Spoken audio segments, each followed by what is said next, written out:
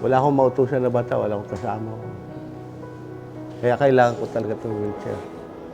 Kung that's important sa akin talaga.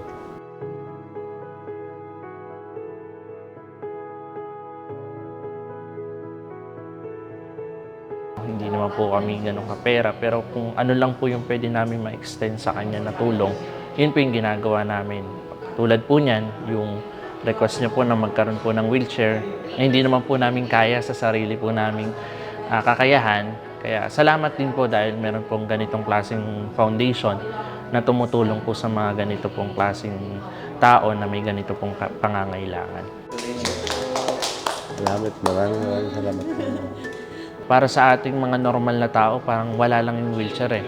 Pero sa ganito pong klaseng kalagayan niya, masasabing isang ginto na po yung wheelchair na talaga pong makakatulong po sa pang-araw-araw niyang buhay. Kasi sa buhay niya po, kasama niya na po talaga yung wheelchair eh.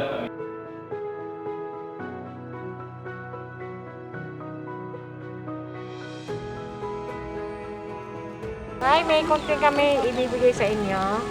Maraming Para salamat. pang Maraming salamat. hawakan nyo. Ito, bigas. Kahit paano tayo, meron. Maraming salamat. Yung dati kong wheelchair, natatakot po ako magpatakbo eh, kasi parang mahulog ako eh. Ito, okay to eh. Ang ganda eh. May seatbelt pa. Ginhawan ako ng maganda-ganda kasi maganda, bagong wheelchair ko eh. Maraming salamat po.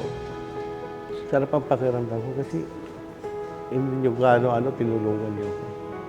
Kaya nagpapasalamat din ako sa Panginoon.